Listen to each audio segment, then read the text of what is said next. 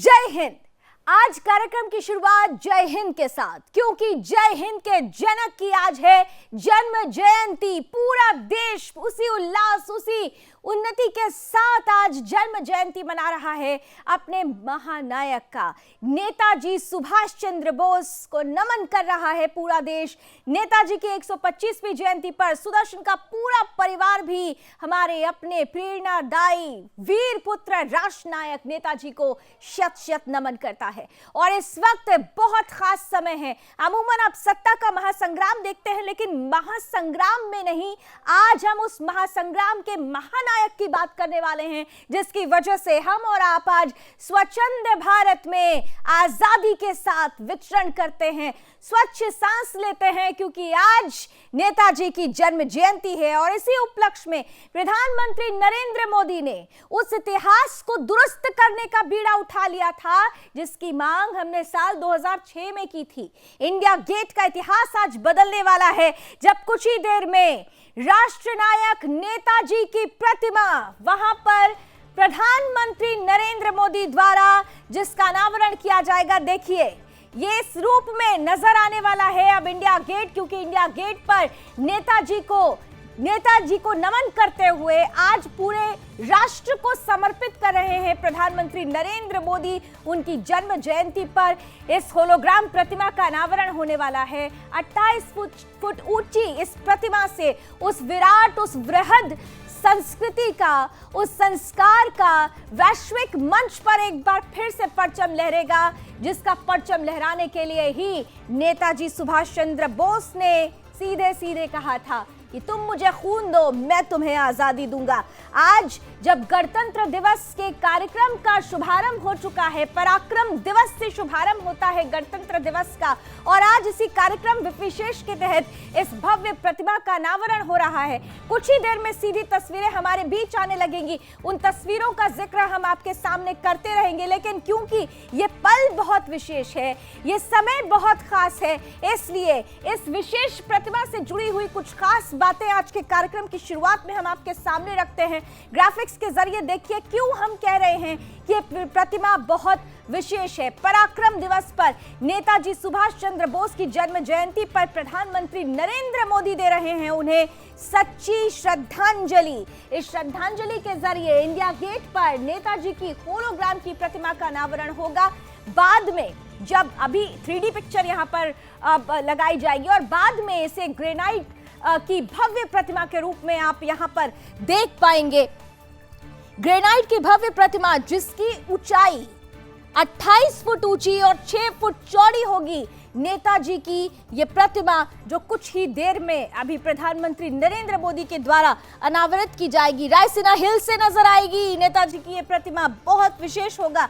India gate और रायसीना हिल के बीच में, राजपथ के बीच में जब चलते हुए जब इस तस्वीर को देखेंगे तो अपने राष्ट्र पर गौरवान्वित होने के लिए आप पल पल आगे बढ़ते रहेंगे। प्रतिमा के लिए तेलंगाना से स्पेशली विशेष रूप से पत्थर लाए गए। नेताजी के मजबूत किरदार का दर्शन कराती है ये प्रतिमा। और क्योंकि बार बार हम इस बात को कह रहे हैं कि साल 2006 में ही 23 जनवरी 2006 से ही सुदर्शन न्यूज के प्रधान संपादक सुरेश चौहान के जी ने इस बात की मांग की थी अपने विशेष कार्यक्रम बिंदास बोल के जरिए कि इंडिया गेट पर नेताजी की प्रतिमा लगनी चाहिए। तो आज 2006 का वो सपना पूरा होने वाला है, जब महानायक का महासम्मान होगा। अब से कुछ ही देर में हमारे साथ आज विशेष रूप से दो अतिथि जुड़ रहे हैं। बहुत विशेष रूप से मैं सबसे पहले स्वागत करना चाहती हूँ, हमारे साथ जुड़ रहे हैं वीर चक्र प्राप्त रिटायर्ड कर्नल टीपीएस त्यागी साहब, बहुत बहुत स्वागत। और हमारे साथ जुड़ रहे हैं वरिष्ठ पत्रकार अविनाश सिंह जी, बहुत बहुत स्वागत। मैं टीपीएस साहब आपके साथ शुरुआत करना चाहूंगी, क्योंकि जब हम इस तस्वीर को देखते हैं, महानायक का जब महासम्मान होता है, तो एक सैनिक होने के नाते आपके दिल में इस वक्त कैसे उद्गार आ रहे हैं?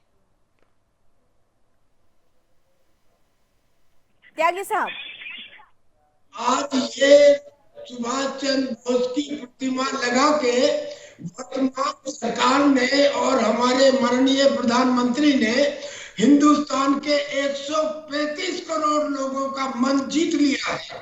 ये एक आदमी की नहीं, ये पूरे हिंदुस्तान की आवाज थी और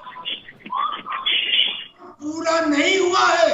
ये मूर्ति लगने के बाद भी हमारा ये कहना है कि नेताजी सुभाष चंद्र बोस को परमवीर चक्र और भारत रत्न दोनों एक साथ मिलने चाहिए। भारत जी क्या आ रही है, ये चैनल में बड़ी प्रॉब्लम होती है। एक मिनट त्यागी साहब, मुझे लगता है त्यागी जी को दूसरी आवाज भी मैं ये कहता हूँ कि नेताजी सुभाष चंद्र बोस को परमवीर चक्र और भारत रत्न दोनों एक साथ मिलने चाहिए। इसलिए क्योंकि भारत रत्न इसलिए कि वो अनडिवाइडेड इंडिया, अविभाजित इंडिया के पहले प्राइम मिनिस्टर थे, और परमवीर चक्र इसलिए कि 60,000 की फौज में उनके 26,000 सिपाहियों ने बलिदान दिया। इसका मतलब यह कि करीब 40% सिपाहियों ने बलिदान दिया। क्या दुनिया की किसी फौज के 40% सिपाहियों ने बलिदान दिया?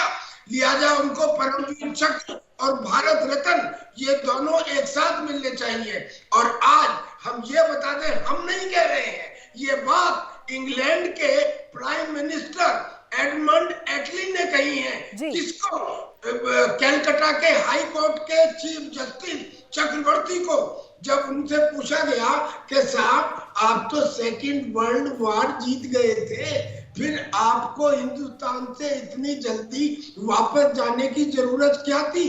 क्योंकि आपका ओवरसीज में संसाधन तो हिंदुस्तान से आते थे और आपकी 10 लाख की फौज में केवल 40,000 अंग्रेज थे, बाकी तो हिंदू थे। तब उन्होंने कहा कि हमको जल्दी थी बिकॉज नेताजी सुभाष चंद्र बोस एंड आजाद हिंद फौज।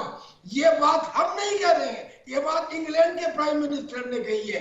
लिहाजा अब अगर कोई ये कहेगा कि दे दी हमें आजादी बिना खड़क बिना ढाल, तकलीफ होती है। ये सूझबूझ, ताकत, अदम्य साहस, धवल चरित्र और एक दूरदृष्टिता थी नेताजी सुभाष चंद्र बोस की, जिसकी वजह से आजादी मिली। और एक नहीं, आजादी तो 30 दिसंबर 1943 को नेताजी ने तब शुरू कर दी थी जब अंडमान और निकोबार आइलैंड में उन्होंने यूनियन जैक को उतार के तिरंगा झंडा फहरा दिया था और लेफ्टिनेंट कर्नल लोंगनाथन को वहां का गवर्नर नियुक्त किया था।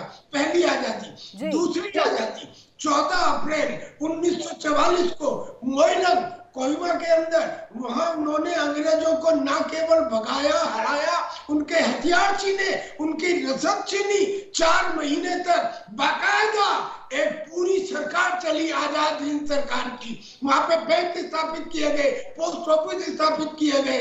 अरे ऐसे नेताजी सुभाष चंद्र की सरकार, जिसको 10 दिन में 11 देशों ने मान्यता दे दी, जिसमें जर्मनी और रूस शामिल थे। अगर हिंदुस्तान के तत्कालीन नेताओं ने उस समय मान्यता दे दी होती तो देश तभी आजाद हो गया होता। देश तभी आजाद हो गया होता, क्योंकि जो परिस्थितियां बनी थी उस परिस्थिति में आजादी की इबारत तो पहले ही गढ़ दी गई थी अविनाश जी।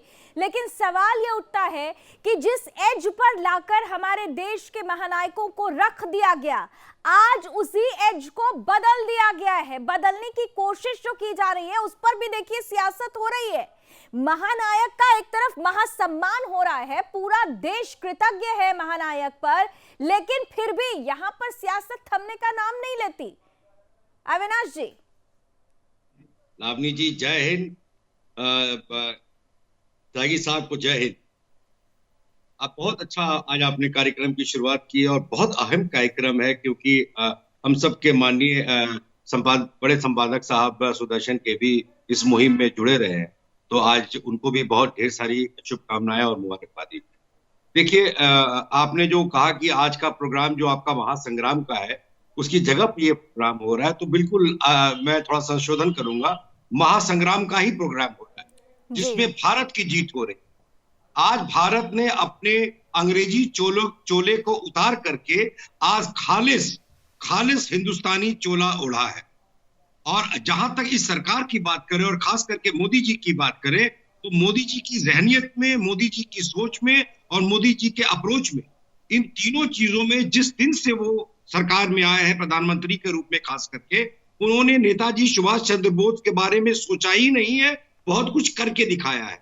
अगर हम क्रम वाइज, शायद मैं डेट में आगे पीछे हो सकता हूं, बट क्रम वाइज अगर हम देखें तो उन्होंने कॉन्स्टिट्यूशन जो हमारा अडॉप्ट हुआ 26 जनवरी को, उसको तो हम मनाते हैं, पर 26 नवंबर को जब वो पास हुआ था पार्लियामेंट से, तो उसको भी कॉन्स्टिट्यूशन डे उन्होंने मनवाया। उसके बाद सुभाष चंद्र बोस सर की जो क्लासिफाइड फाइलें थी, जो अंग्रेजों ने दबा के रखी हुई थी, जो हिंदुस्तान के आर्कीव में दबा के रखी हुई थी, डिफेंस के पास दब के रखी हुई थी, उन सबको उन्होंने डीक्लासिफाई किया। और देश के सामने जो सुभाष चंद्र बोस जो हम जानते थे, जो हम कहानी की किताबों में पढ़ते थे, अपने बुजुर्गों के मुंह से जो सुनते थे, उससे मिलता जुलता जब हमने चीजों को देखा, चीजों को पढ़ा, तब जाके हमारी जहनियत साफ हुई कि कांग्रेस की सरकार ने किस तरह से राजनीति के तहत सुभाष चंद्र बोस को इतिहास से भुलाने की कोशिश की, पर वो सफल नहीं हो पाए। मोदी जी के आने के बाद से देश ने सुभाष चंद्र बोस को हर रूप में जाना है, नंबर 1। नंबर 2, आज जो कार्यक्रम में हम सब सम्मिलित हो रहे हैं, वो भी एक सोच है जो मोदी जी की, उसकी हम परिकाष्ठा देख रहे हैं। जब इंडिया गेट जैसे इतने मुकम्मल जगह पे, इतने महत्वपूर्ण जगह पे नेताजी का होलोग्राम आज अनावरण होगा, और उसके बाद भव्य मूर्ति का अनावरण। और इसके पहले हमने देखा है कि बृहद और विराट विस्तार। आइलैंड, जी सर, एक छोटा सा ब्रेक मुझे लेना पड़ेगा। अविनाश जी, मैं आऊंगी आपके पास। इसीलिए वृहद और इसे हम वृहद और विराट विस्तार कह रहे हैं, क्योंकि जिस एज पर हमारे महानायकों को लाकर खड़ा करने की कोशिश की थी, उस एज को आज पूरी तरह से बदलने की एक नई इबारत गढ़ी जा रही है, एक नई तस्वीर उभरती हुई नजर आ रही है। पूरा देश नेताजी को नमन कर रहा। हमारा ये विशेष कार्यक्रम भी जारी रहेगा। सीधी तस्वीरें जैसे ही आने लगेगी हम आपके बीच रखेंगे। फिलहाल एक छोटा सा ब्रेक लेते हैं। ब्रेक इस पार भी हम अपनी विशेष प्रस्तुति पर जारी रहेंगे।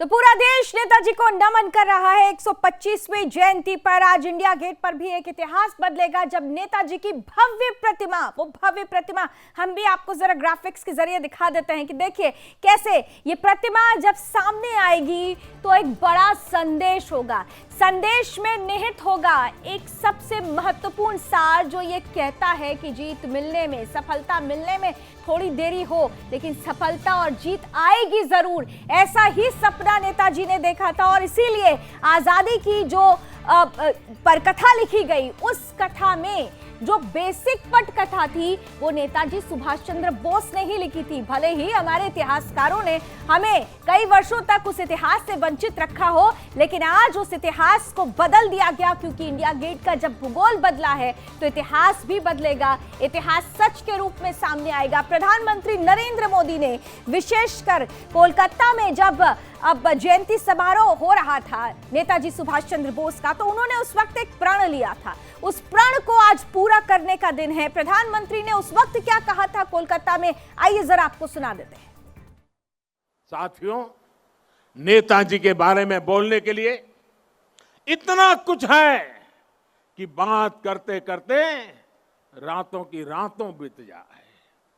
नेताजी जैसे महान व्यक्तित्वों के जीवन से हम सबको और खासकर युवाओं को बहुत कुछ सीखने को मिलता है। लेकिन एक और बात जो मुझे बहुत प्रभावित करती है, वो है अपने लक्ष्य के लिए अनवरत प्रयास। विश्व युद्ध के समय पर जब साथी देश पराजय का सामना कर चुके थे, सरेंडर कर रहे थे, तब नेताजी ने अपने सहयोगियों को जो बात कही थी, उसका भाव यही था कि दूसरे देशों ने सरेंडर किया होगा, हमने नहीं। अपने संकल्पों को सिद्धि तक ले जाने की उनकी क्षमता अद्वितीय थी। वो अपने साथ भगवत गीता रखते थे, उनसे प्रेरणा पाते थे।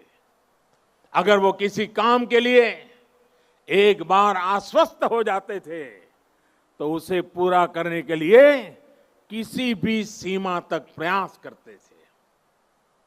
उन्होंने हमें ये बात सिखाई है कि अगर कोई विचार बहुत सरल नहीं है, साधारण नहीं है, अगर इसमें कठिनाइयां भी है, तो भी कुछ नया करने से डरना नहीं चाहिए। अगर आप किसी चीज में भरोसा करते हैं तो आपको उसे प्रारंभ करने का साहस दिखाना ही चाहिए। एक बार को ये लग सकता है कि आप धारा के विपरीत बह रहे हैं, लेकिन अगर आपका लक्ष्य पवित्र है तो इसमें भी हिचकना नहीं चाहिए। उन्होंने ये करके दिखाया कि आप अगर अपने दूरगामी लक्ष्यों के लिए समर्पित है तो सफलता आपको मिलनी ही मिलनी है। साथियों, नेताजी सुभाष आत्मनिर्भर भारत के सपने के साथ ही सोनार बांग्ला की भी सबसे बड़ी प्रेरणा है। जो भूमिका नेताजी ने देश की आजादी में निभाई थी, आज वही भूमिका पश्चिम बंगाल को आत्मनिर्भर भारत अभियान में निभानी है। आत्मनिर्भर भारत अभियान का नेतृत्व आत्मनिर्भर बंगाल और सोनार बांग्ला को भी करना है।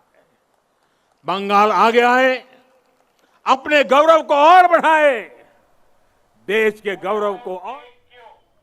टीपीएस त्यागी साहब, बस अब कुछ ही देर में कुछ सीधी तस्वीरें आने लगेंगी, उन तस्वीरों को हम साझा करेंगे दर्शकों के साथ। लेकिन देखिए, बड़ी महत्वपूर्ण बात नेताजी ने कही थी कि सफलता दूर हो सकती है लेकिन सफलता का आना अनिवार्य है। आज वही एक सफलता अनिवार्य रूप से हमारे बीच में आई है। इतिहास भले ही हमसे कोसों दूर रखा गया हो, लेकिन आज जो भूगोल इंडिया गेट पर बदल रहा है वो नया इतिहास जरूर लिखेगा।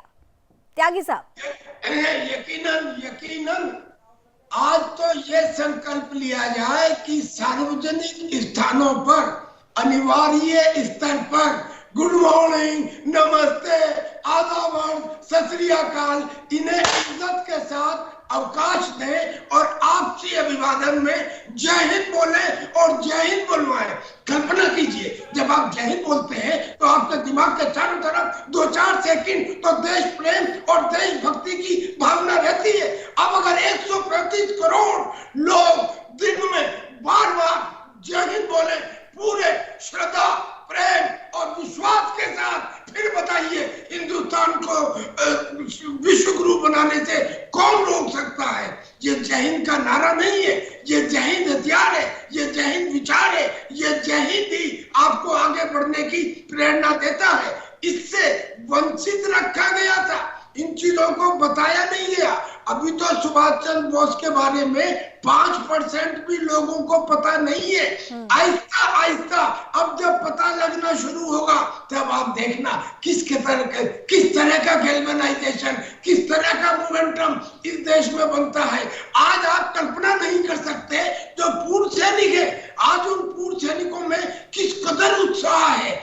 और देखिए, इस सरकार को यकीनन आपको हाथ जोड़ के सैल्यूट करना पड़ेगा, क्योंकि इन्होंने केवल मूर्ति नहीं लगाई। इन्होंने क्या किया? इन्होंने 21 अक्टूबर को 2 साल पहले नेताजी सुभाष चंद्र बोस ने उस तारीख को, जब उन्होंने सिंगापुर के कैथले हॉल में रात को 12 बजे ये ऐलान किया था कि मैं आज फ्रांस और अमेरिका के खिलाफ युद्ध की घोषणा करता हूं और मैं आज आजाद हिंद सरकार का गठन करता हूं और उसका पहला प्राइम मिनिस्टर मैं हूंगा। पाकिस्तान नहीं बना था। अनडिवाइडेड इंडिया के पहले प्राइम मिनिस्टर के मोदी जी ने आके लाल किले में ये सीधी तस्वीरें त्यागी साहब, सॉरी आपको बीच में रोक रही हूँ, जरा ये सीधी तस्वीरें आने लगी है। ये सीधी तस्वीरें आप देख रहे हैं उसी विशेष कार्यक्रम की, जहां पर कुछ ही क्षणों के बाद प्रधानमंत्री नरेंद्र मोदी के हाथों द्वारा उस प्रतिमा का अनावरण होगा जिसे अनडिवाइडेड इंडिया का पहला प्रधानमंत्री माना जाए। नेताजी सुभाष चंद्र बोस को नमन करने का दिन है ये विशेष प्रस्तुति। और सीधी जरा तस्वीरें देखिए। कहा कि 23 जनवरी केवल नेताजी की जयंती के रूप में ना हो, अपितु एक पर्व के रूप में हो, एक उत्सव के रूप में हो। आज पूरा हिंदुस्तान मिलकर पराक्रम दिवस मना रहा है। मैं नमन करती हूँ नेताजी सुभाष चंद्र बोस को और नमन करती हूँ उस सोच को जिसने इसको पराक्रम दिवस के उत्सव के रूप में मनाने की हम सबको प्रेरणा दी। एक बार जोरदार तालियों से हम सभी माननीय प्रधानमंत्री जी का अभिवादन करना चाहते हैं। और अब हम निवेदन करते हैं माननीय गृह एवं सहकारिता मंत्री श्री अमित शाह जी से कि कृपया स्वागत संबोधन दें।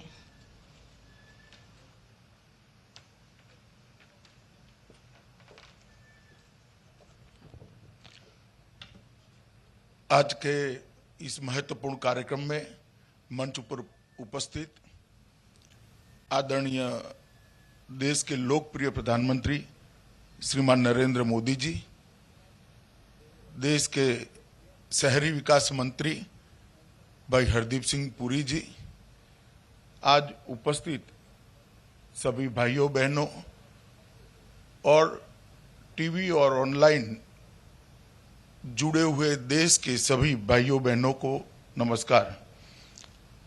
आज जैसे कि हम सब जानते हैं, नेताजी का जन्मदिन है, 125वां जन्मदिन है और कुछ समय पहले ही हमारे प्रधानमंत्री नरेंद्र मोदी जी तो नेताजी को नमन करती हुई हमारी ये विशेष प्रस्तुति। और अब से कुछ ही देर में एक इतिहास बदल जाएगा जब प्रतिमा, होलोग्राम प्रतिमा नेताजी की इंडिया गेट पर होगी। युवा पीढ़ी के लिए एक बड़ा संदेश की सफलता पाने के लिए निरंतर चलना है। निरंतर चलते रहने में कहीं पर अगर कोई रुकावट आए तो उस पर हार नहीं माननी है। और जब आप ऐसा सोच लेंगे तो निश्चित रूप से सफलता आपके कदम चूमेगी। और यही बात नेताजी ने अपने अंतिम लक्ष्य तक आत्मसात करके रखी। अपने इस राष्ट्र नायक को, वीर सपूत को सुदर्शन न्यूज के परिवार की तरफ से एक बार फिर से शत शत नमन। जय हिंद।